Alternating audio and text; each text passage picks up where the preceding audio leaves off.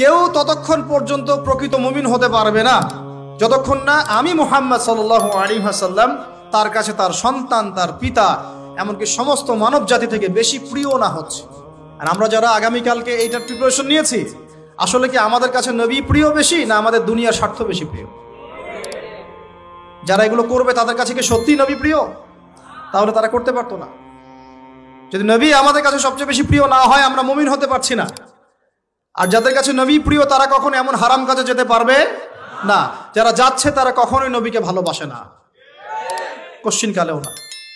শোনেন, উমর রাদিয়াল্লাহু আনহুর নাম শুনেন নাই? বললে অনেক কথা ভাই, অনেক কথা, কোনটা রেখে কোনটা বলি। উমর রাদিয়াল্লাহু আনহু একদিন এসে বলছেন খলিফাতুল মুসলিমিন, মুসলিমদের তিনি খলিফা। জান্নাতের সুসংবাদপ্রাপ্ত 10 জন সাহাবীর একজন। জান্নাতের সার্টিফিকেট পেয়েছেন পৃথিবীতে কয়জন সাহাবী? একটা হাদিসে একসাথে 10 জন। ওই 10 জনের অন্যতম একজন, যিনি এমন শাসন ব্যবস্থা পৃথিবীতে প্রতিষ্ঠা করেছিলেন যার মতো মিসাল এখন পর্যন্ত পৃথিবীতে আর দেখা যায় নাই। একটা হাদিসে আসছে, যে রাস্তা দিয়ে ওমর হাঁটে ওই রাস্তা দিয়ে শয়তান হাঁটে না। কি বুঝলেন? শয়তান যদি দেখে ওই যে ওমর, ও আর ওই যাবে না ওই রাস্তার মধ্যে।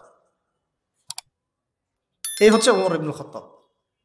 আমার পরে কোনো নবী নাই। নবীজি বলছেন আমার পরে কোনো নবী নাই, লা নবিয়্যা বাদি, আমার পরে কোনো নবী নাই। যদি হতো তাহলে ওমর হতো, যদি হতো তাহলে ওমর হতো। অন্য একটা হাদিসে আসছে আমার পরে কোনো নবী নাই, তবে তুমি আমার, এটা অন্য সাহাবী সম্পর্কে, আলী ইবনে আবি তালিব সম্পর্কে, তুমি আমার জীবনে তেমন মূসার জীবনে হারুন ছিল যেমন।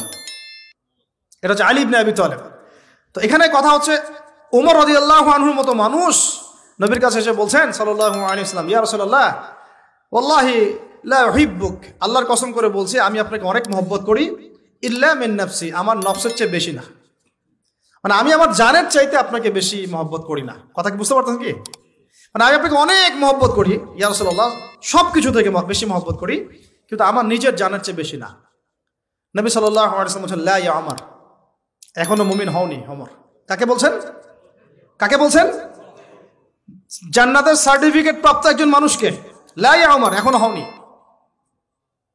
তখন নবী সাল্লাল্লাহু আলাইহি ওয়াসাল্লামকে তিনি একটু পরে আবার বলছেন, ইয়া রাসূলুল্লাহ ওয়াল্লাহি আলান, এখন লা হাব্বা ইলাইয়া মিন কুল্লি শাই হাত্তা মিন নাফসি, এখন থেকে আপনি আমার কাছে সবচেয়ে বেশি প্রিয় সবকিছু থেকে, এমনকি আমার নফসের থেকেও বেশি প্রিয়।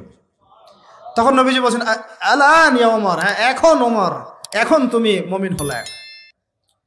তাহলে যারা আমরা নবীর সুন্নতের খেলাফ এইসব অপসংস্কৃতি, নোংরামি, জেনা, ব্যভিচার, কনসার্ট, নাটক, সিনেমা, পরকিয়া, এইসব তথাকথিত ভালোবাসা দিবস, এই জেনা দিবসগুলো পালন করছি, আমরা কি আসলেই নবীকে ভালোবাসি?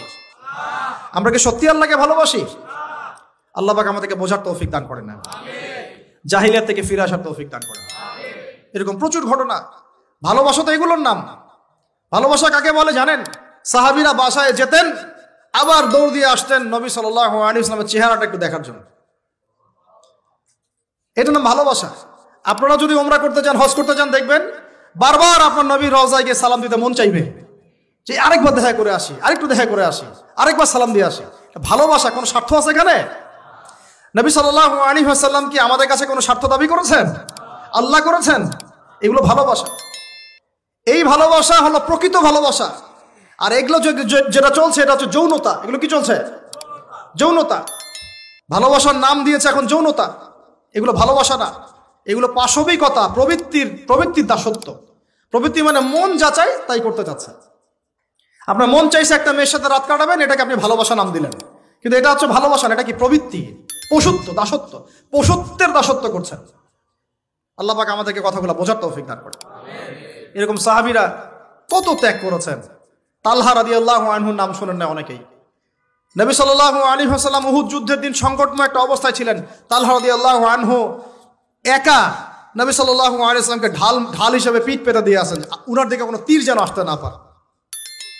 শেষে দেখা গেল তার গায়ের মধ্যে 40 থেকে 50টা তরবারের আঘাত আছে, তীরের খোঁচা আছে, বর্ষার খোঁচা আছে। এই অবস্থায় তিনি নবীকে কাঁধের মধ্যে নিয়ে উহুদ পাহাড়ে উঠেছেন নবীকে সেভ করার জন্য। এটা ভালোবাসা। এটা কি? কোন স্বার্থে? কিসের স্বার্থে? দুনিয়ার স্বার্থে? জান্নাতের স্বার্থে। একজন সাহাবী বাড়ি নির্মাণ করেছেন, তো নবী সাল্লাল্লাহু আলাইহি ওয়াসাল্লাম দেখে একটু খালি মানে হয় না, তুমি কে কার বাড়ি এটা, বললেন আচ্ছা অমুক সাহাবীর বাড়ি। নবীজি একটু ভ্রু কুঞ্চিত করলেন, পছন্দ করলেন না, কিছু মুখে বলেন নাই, মুখে কিছু বলেন নাই, খালি একটু অসন্তুষ্ট হয়েছেন, এক্সপ্রেশন দেখতে বোঝা যাচ্ছে। তখন ওই সাহাবীকে জানানো হলো, তোমার বাসার সামন দিয়ে তো আল্লাহ নবী সেদিন হেঁটে গেলেন, তারপরে আমার বাসা দেখে, তোমার বাসা দেখে আল্লাহ নবী সাল্লাল্লাহু আলাইহি ওয়াসাল্লাম একটু অসন্তুষ্টি প্রকাশ করেছিলেন, মুখে কিছু বলেন নাই, এক্সপ্রেশন ছিল একটু অসন্তুষ্টিমূলক। 3 দিনের মধ্যে সেই বাড়ি ভেঙে গুড়িয়ে দিয়েছেন। যেই বাসা দেখে আল্লাহ নবী সন্তুষ্ট হন না, আমি বাসা রাখবই না। ভালোবাসা কিসের জন্যে, কার জন্যে, কার স্বার্থে বলেন? আল্লাহর জন্যে, জান্নাতের জন্য, আল্লাহর স্বার্থে, আল্লাহর জন্যে। কতগুলো বলে শেষ করবো আপনাদেরকে। সাদ বিন আবি ওয়াক্কাস রাদিয়াল্লাহু আনহু উহুদ যুদ্ধের দিন এইরকম করে তীর নিক্ষেপ করছেন। আল্লাহ নবী বলছেন, ইয়া সাদ, হে সাদ, তীর ছুড়ো, তোমার জন্য আমার পিতামাতা কুরবান হোক। আশপাশে 9 জন ছিল, তার মধ্যে একজন করে শহীদ হতে শেষে 2 জন বেঁচে থাকলো, সাদ বিন আবি ওয়াক্কাস, তালহা বিন উবাইদুল্লাহ রাদিয়াল্লাহু আনহু। এগুলো তারা কেন করেছেন? ভালোবাসার জন্যে। ভালোবাসা এগুলোর নাম।